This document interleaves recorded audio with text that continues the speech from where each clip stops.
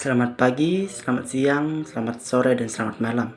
Perkenalkan, nama saya Silviarus Evanda, NIM 19104168840, kelas 1, jurusan manajemen, mata kuliah perilaku konsumen. Dosen Bapak Adi Mursalin, SEMM. Di sini, saya akan mempresentasikan pertemuan ke-10 mengenai materi aspek keluarga dan rumah tangga. Keluarga, lingkungan yang paling dekat dengan konsumen. Nah, lingkungan di mana sebagian besar konsumen tinggal dan berinteraksi dengan anggota-anggota keluarga lainnya. Rumah tangga merupakan gambaran dari pengelolaan suatu tempat tinggal oleh sekelompok orang yang terikat dengan keluarga atau kelompok orang yang tidak memiliki ikatan keluarga. Mengapa penuh mempelajari keluarga dari perspektif perilaku konsumen? Karena berbagai macam produk dan jasa yang dibeli oleh orang konsumen yang mengatasnamakan keluarga. Produk dan jasa yang digunakan oleh keluarga seringkali dibeli oleh seseorang, anggota, ataupun individu. Namun, dalam pengambilan keputusan pembelian suatu produk dan jasa dipengaruhi oleh anggota keluarga lain atau diputuskan bersama anggota. Rumah tangga. Rumah tangga biasa seorang atau sekelompok orang yang mendiami sebagian atau seluruh bangunan fisik dan biasanya makan bersama dari satu dapur atau mengurus kebutuhan sehari-hari bersama menjadi satu. Rumah tangga khusus, orang-orang yang tinggal di asrama, tangsi, panti asuhan, lembaga, pemasyarakatan, atau rumah yang pengurusan kebutuhan seharinya dikelola oleh suatu yayasan ataupun lembaga dan kelompok orang yang tinggal dengan makan dan berjumlah lebih dari 10 orang. Nah, rumah tangga keluarga. Sebuah rumah yang anggotanya terikat oleh hubungan perkawinan, darah, dan adopsi. Rumah tangga keluarga terdiri atas rumah tangga suami istri, dan anak-anaknya. Rumah tangga suami, istri, dan anak-anaknya yang tinggal di rumah yang berbeda. Rumah tangga tunggal dan rumah tangga lainnya. Bukan rumah tangga, sebuah rumah tangga yang anggotanya tidak terikat oleh hubungan perkawinan, darah, dan adopsi. Bukan rumah tangga terdiri atas rumah tangga yang dihuni oleh seorang pria sendiri, seorang wanita sendiri, dan dua orang atau lebih yang mendiami sebuah rumah tanpa adanya hubungan keluarga. Jumlah anggota keluarga atau rumah tangga akan menentukan jumlah dan pola konsumsi suatu barang dan jasa. Jumlah anggota keluarga akan menggambarkan potensi permintaan terhadap suatu produk dari sebuah rumah tangga. Anggota keluarga saling mempengaruhi dalam keputusan pembelian dari konsumsi suatu produk. Masing-masing anggota keluarga memiliki peran dalam pengambilan keputusan. Seorang anggota keluarga mungkin memiliki lebih dari satu peran. Peran anggota keluarga dalam pengambilan keputusan yang pertama inisiator atau initiator, pemberi pengaruh influencer, penyaring informasi, pengambilan keputusan pembeli, pengguna. Inisiator, seorang anggota keluarga yang memiliki ide atau gagasan untuk membeli atau mengkonsumsi suatu produk. Ia akan memberikan informasi kepada anggota keluarga lainnya untuk dipertimbangkan. Influencer, seorang anggota keluarga yang selalu dimintai pendapatnya mengenai suatu produk ataupun merek yang akan dibeli dan dikonsumsinya. Ia dimintai pendapatnya mengenai kriteria dan atribut produk yang sebaiknya dibeli. Gatekeeper, seorang anggota keluarga yang menyaring semua informasi yang masuk ke dalam keluarga tersebut. Decider, seorang anggota keluarga yang memiliki wewenang untuk memutuskan apakah membeli suatu produk atau suatu merek. Biasanya seorang ibu lebih memiliki wewenang dalam mengambil keputusan terhadap pembelian suatu produk dan produk. Buyer, seorang anggota keluarga yang membeli suatu produk akan memberi tugas untuk melakukan pembelian produk barang dan jasa. User, seorang anggota keluarga yang menggunakan atau mengkonsumsi suatu barang dan jasa.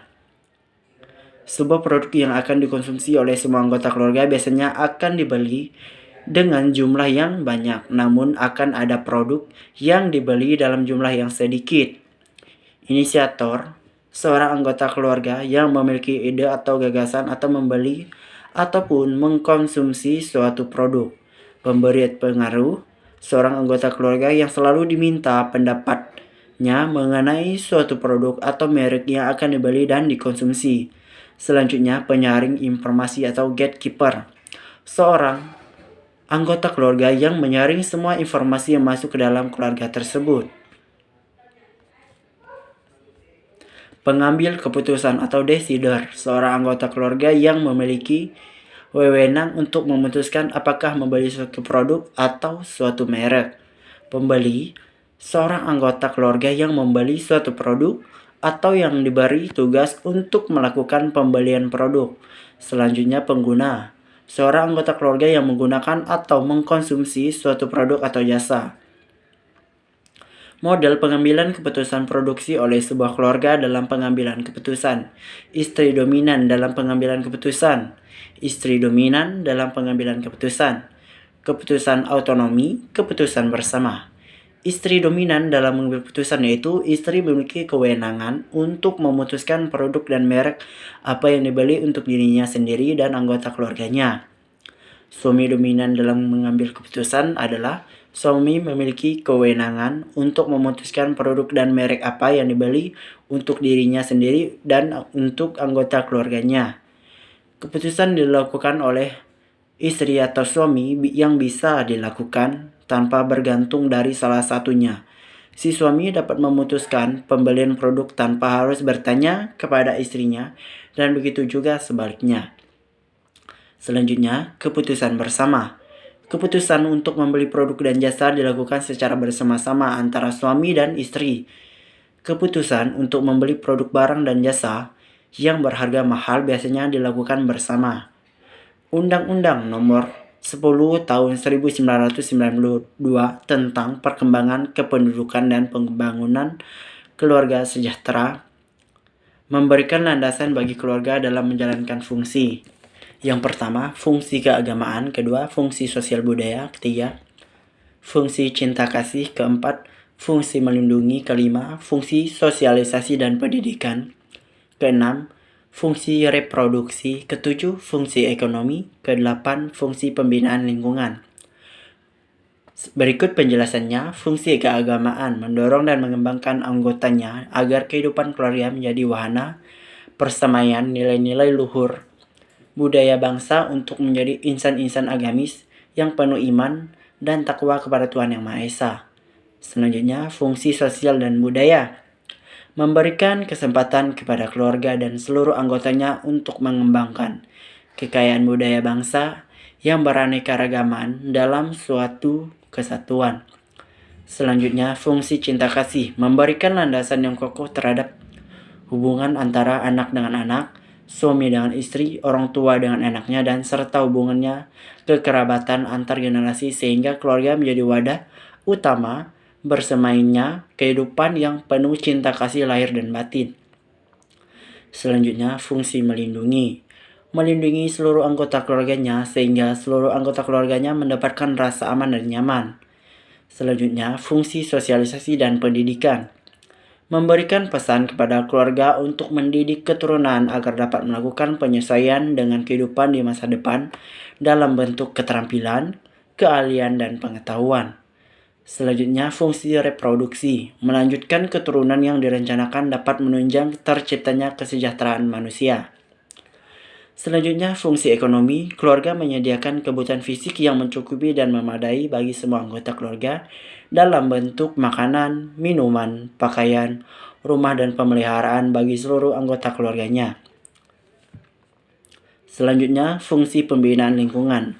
Memberikan setiap keluarga kemampuan menempatkan diri secara serasi, selaras, dan seimbang sesuai dengan daya dukung dalam dan lingkungan yang berubah secara dinamis. Fungsi lainnya yang sangat penting dalam kaitannya fungsi keluarga dengan perilaku konsumen. Pertama, fungsi gaya hidup yang menggambarkan kegiatan-kegiatan keluarga yang sebaiknya dilakukan untuk pembinaan anak sebagai konsumen yang baik. Sosialisasi diartikan proses bagaimana seseorang memperoleh pengetahuan, keahlian, dan hubungan sosial yang menyebabkan ia mampu berpartisipasi sebagai anggota masyarakat. Arti sosial yang dimaksud dalam buku Perilaku Konsumen menurut Sumarwan tahun 2006 adalah sosialisasi anak sebagai konsumen. Maksudnya adalah proses di mana seorang anak memperoleh pengetahuan dan keterampilan serta sikap yang relevan dengan fungsinya sebagai konsumen. Sosialisasi anak sebagai konsumen, proses di mana seorang anak memperoleh pengetahuan dan keterampilan serta sikap yang relevan dengan fungsinya sebagai konsumen yang di pasar. Proses sosialisasi ini diartikan juga sebagaimana proses seorang anak memperoleh pengetahuan tentang barang dan jasa serta pengetahuan konsumsi dan pencarian informasi serta keterampilan untuk menawar barang dan jasa. Model sosialisasi anak sebagai konsumen. Anak muda, anggota keluarga lainnya, teman-teman. Model sosialisasi konsumen terdiri dari atas 3 unsur utama. Faktor latar belakang, karakteristik konsumen seperti status sosial, ekonomi, usia, kelas sosial, dan agama. Yang melakukan sosialisasi adalah seseorang yang secara langsung berhubungan dengan konsumen dan memiliki pengaruh terhadap konsumen tersebut. Proses belajar dipengaruhi oleh orang yang melakukan sosialisasi tersebut dan akan mempengaruhi proses belajar konsumen melalui proses belajar modeling, penguatan, dan kognitif. Hasil akhir dari proses sosialisasi adalah konsumen yang telah tersosialisasi. Sekian presentasi dari saya mengenai mata kuliah Perilaku Konsumen. Kurang dan lebihnya saya ucapkan terima kasih.